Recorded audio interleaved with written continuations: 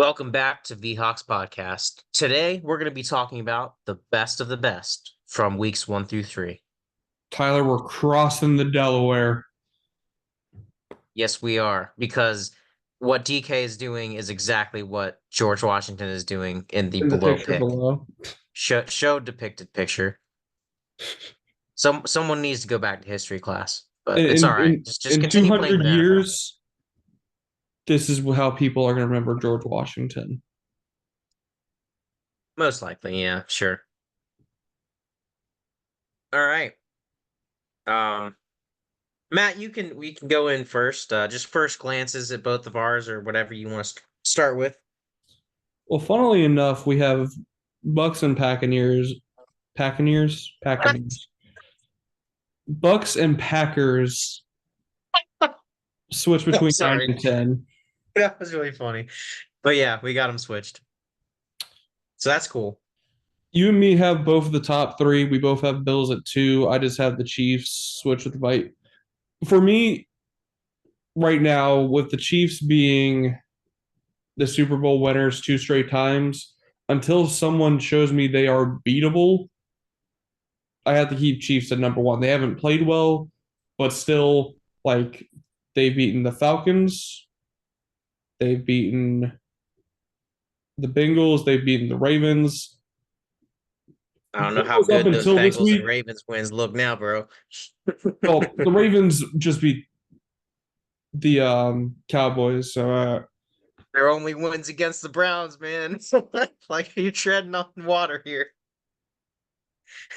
it's one of those things where there's not a lot of great wins around right now. So, and again, as I said, until someone shows that the Chiefs are beatable, I have to keep them at number one. Um, I feel like the Bills have looked a bit more dominant in their wins, so I have them at 2, and then Vikings at 3. Um, we'll see how things look this weekend. I have the Lions at 4 just because I feel a little bit better about that team overall, and I giving a little bit of trust to how they played last year to get things back together than the Seahawks, which is still young. It's still a new coach, still a new system. Um, we'll see how things go on Monday. If Seattle wins, they'll switch. The Lions win, they'll stay up. Steelers, I'm still wanting to see more from that offense. They have a great defense. If it was just a defensive top 10, they'd be up there, probably around 1, 2, or 3. Saints, I felt was questioning of how far I should drop them. It was one of those things where they looked so great the first 2 weeks. The third week was just like slamming a car into a wall. Pun intended.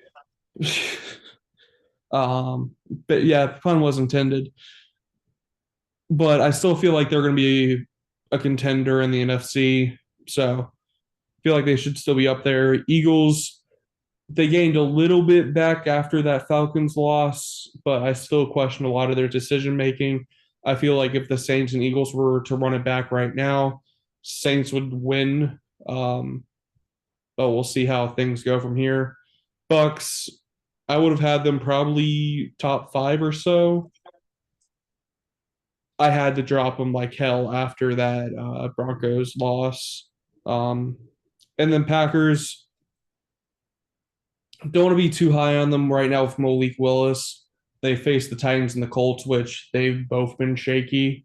Um, we'll see how they do against the Vikings this Sunday, and they'll help shape things up from there for me. Yeah, for me, I just want to start off in saying that like I had to punish one team poorly, and I don't know if I made the right choice because I left the Saints off of here, and it was between the Saints and the Buccaneers who I was going to put at 10. I'm I just surprised you have personally, Texans. yeah, so I mean, again, they lost brutally, right, to us. But again, like there are two and 0 teams going at it. They played on the road. So I mean, I'm not taking too much into consideration. You still have the offensive player of the year from last year who has another great weapon in Diggs in addition to what he had last year. So I mean, that defense has gotten that really hadn't changed. So they still got what's his name? Singletary? Or not single what's his name? The corner. I, either way, Justin Jefferson beat him, but there's not many people who can say they beat Justin Jefferson. So Saints should be up here probably, but I mean, I think that they've kind of hit the wall, as you said. Like, I think it's gonna be there's more tape on them now. There's gonna be less surprise factor, and I think the Eagles were the first ones to call that out. And I wouldn't be surprised if the Saints drop a couple games moving on, which is why I dropped them so low. And the Buccaneers was too embarrassing for me to put them any higher at 10. The Packers are getting wins without Jordan Love, and to me that's impressive because specifically with Malik Willis, who has looked atrocious anytime he steps on the field with the Titans, making him look like a great quarterback. Granted, against subpar or terrible competition in his wins, I still say that's a good thing to do. So, and they've proven have a good defense. So I will say that that's gotten them respect up here. And like I said with the Texans before, just going up the list, they still got a great team going for them. The Lions, they've won a lot of close games, and they've been involved. They lost to the Bucks in week 2. So it's like what do you do with this team because and after all the injuries they just sustained, like how can they keep going on this? Like, I think they're still going to be one of the best teams in the league, but they haven't had that wow factor that you usually see from that Lions team in the past 2 years.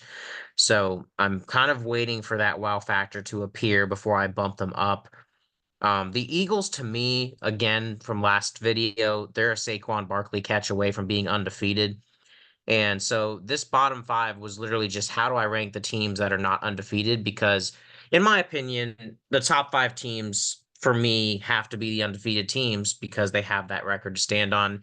Now, that might very well change throughout the season when we actually have like more wins and losses for every team. But in terms of right now, I have to go with the 5 teams who are undefeated as the 1 through 5.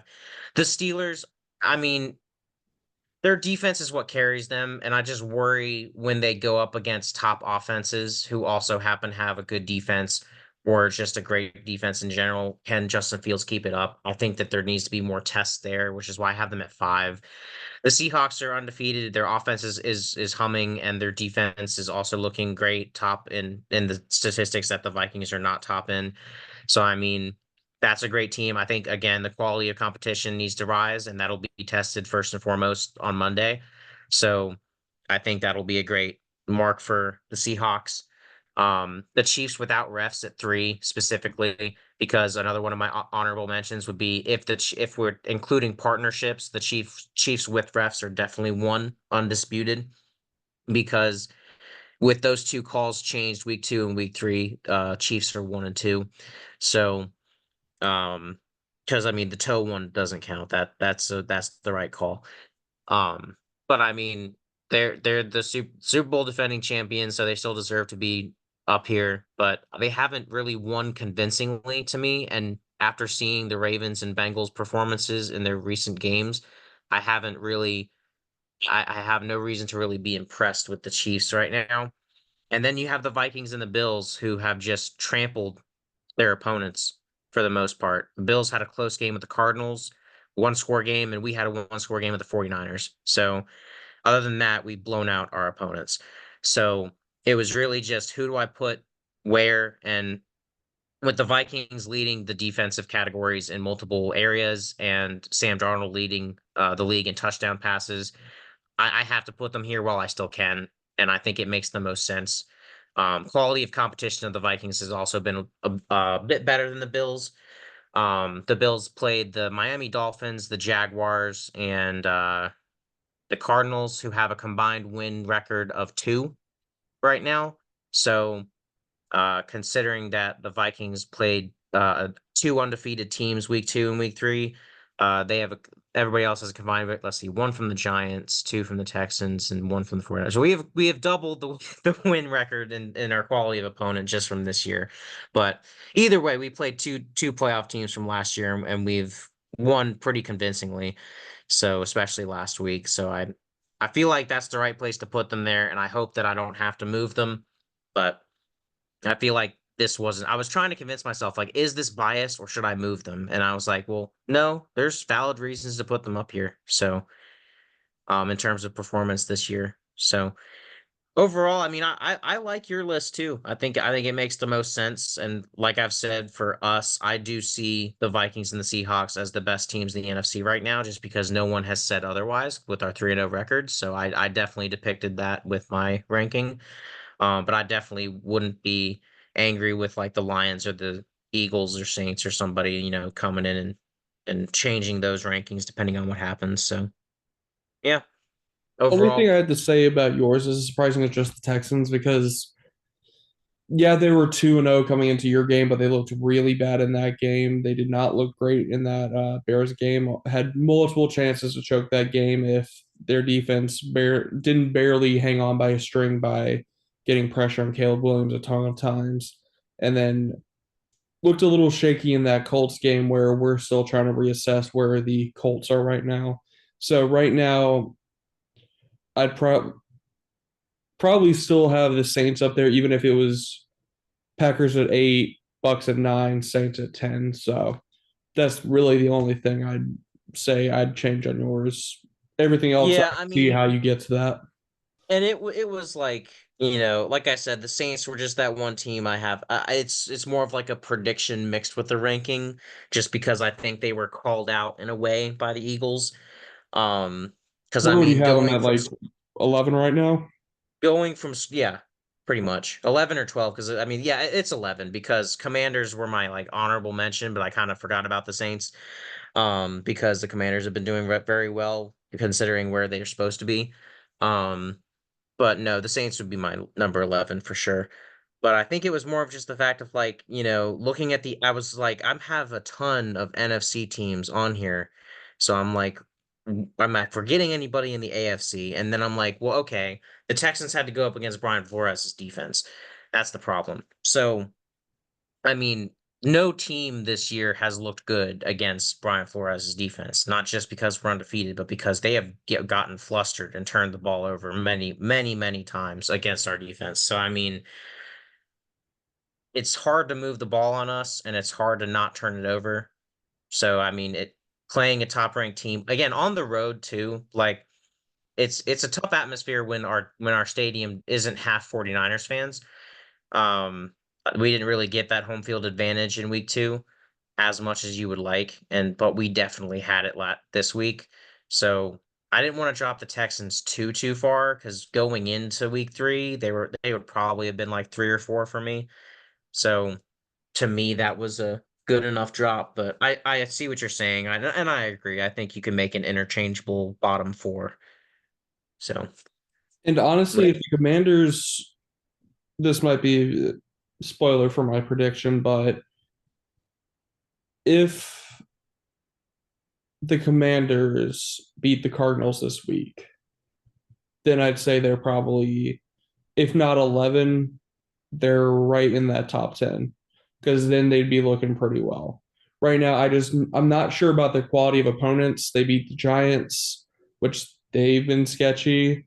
And if the Giants had a actual kicker, they would have won that game. And then Bengals, that defense sucks. So just want to see them go up against a team that has a bit of a better offense and possibly a better defense.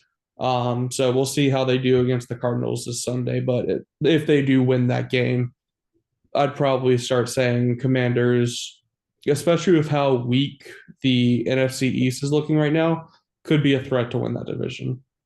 Absolutely. And I mean, that's why they're not actually my number 11, the Saints are, but I just wanted to make sure I didn't forget about them because they've been overperforming and Jaden Daniels has looked great past 2 weeks. So, I mean, just had to make sure I mentioned them in this video. But yeah, overall, our lists are not too different and I like that. So, that means we're both reading things the same way. So, gotta love that because we did not discuss these prior. So this was a complete shock for both of us here. So anyway, We do have the predictions coming out as well, so be on the lookout for those. And if you did not see our reactions to week 3, go ahead and look at that video as well. And again, as always, just let us know if there's any things that you guys want to see, or maybe more coverage for a certain team, whatever it may be. Feel free to drop us a comment down below and a like if you would. Um, yeah, hopefully hopefully our rankings don't change for our teams, or maybe we bump the Seahawks up week 4 or week Five. 5, I guess. Yeah. Well, because it's going into week 4, so Well, after that's what week I have 1. as week 4 edition. We're done with week 3. Yeah. So makes sense. You know what I mean? Next week. All right. Well, keep Skull alive. Peace.